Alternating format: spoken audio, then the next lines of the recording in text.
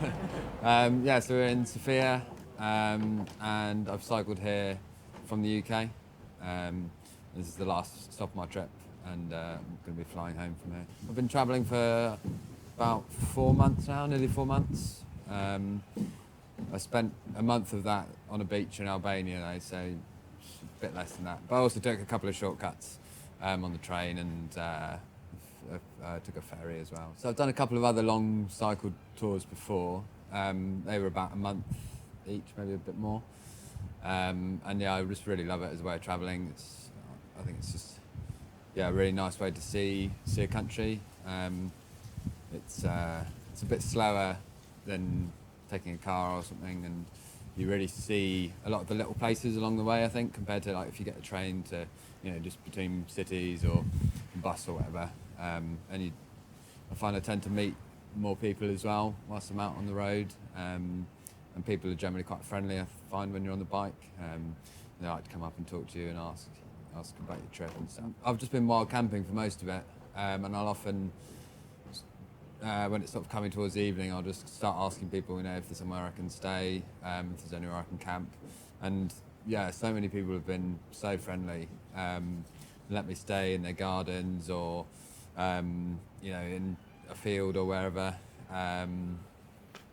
And yeah, like some of them have just brought me out meals and brought me food and drinks and stuff. And yeah, just been super friendly. It's been a couple of nice spots in the mountains, in like Albania, Macedonia, sort of down in like riverbeds in the mountains. Made a little fire, and that was really nice. Just sitting there in the evening with the stars and having a little campfire. And that's that was pretty nice. I was in Croatia. I got a little train across part of Croatia, and then when I arrived in this spot in the mountains, I was talking to a couple of people about camping, and they said there's a lot of bears and wolves and so yeah, I was a bit too scared to go wild camping there. I went to a hunting shop actually, and was speaking to the woman in there because I was trying to maybe get hold of some bear spray after I spoke to one person who told me there was bears, and then went there, and yeah, she said like there's loads of bears and it's not a good idea to camp like in the forest there. And I actually had a funny conversation with her because I asked her, how dangerous are the bears? And she's like, if you just wave and clap your hands, then if it's a male, then it will run away. And I was kind of like, okay, like what if it's a female? And she said, well, if it has cubs, then it will attack you. It's like, oh great. So that's it wasn't the most helpful advice. Yeah, so going through the mountains in Croatia, I sort of mostly stayed in campsites because I didn't fancy becoming a meal for a bear. Do you have any other problems with animals? Or? A lot of sort of feral dogs chasing me on the bike, which is not ideal. I had a couple of scary situations with being surrounded by like a pack of feral dogs, but thankfully I didn't get bitten. I had a little stick with me that I used to fend off the dogs. So yeah. No, nothing too bad, but yeah. Most of the people I've met on the trip have just been super friendly, like especially all around the Balkans and like Albania, Macedonia. I found all the locals were so friendly. It's mainly outside of the touristy areas anyway. Like some of the coastal areas, like in Croatia and Montenegro, it was a bit like very touristy. And I think like the attitude of people just is so completely different in touristy places. But then by the time I got down to the Balkans, it was sort of mid to late September, so it was coming to the end of the touristy season. But those kind of areas on the coast are still kind of touristy. So I just think the attitude of people is just completely different. In places where a lot of tourists come, because I think they either look at you and think, I want to try and get some money off you because that's how they make their living. Or if they don't make their living through tourists, then it's just they see you as just just another tourist who's clogging up the roads and whatever. But like compare that to like in the countryside, like in the mountains and stuff, where they don't see tourists. I think they're just generally so much more friendly.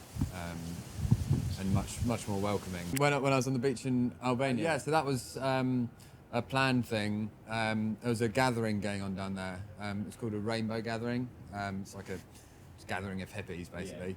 And I found out about that when I was in Vienna from a friend.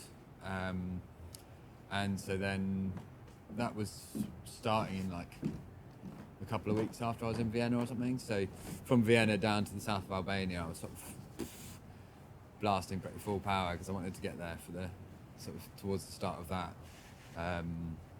So then, yeah, I wanted to go down into the Balkans anyway and down to Albania. So when I found out about that, it was just perfect. You know, it was sort of tied in well with the rest of the trip. No, originally, so I left the UK originally with a friend, and he was always going to join me for a while. Probably, he was planning on joining me till the end of September-ish.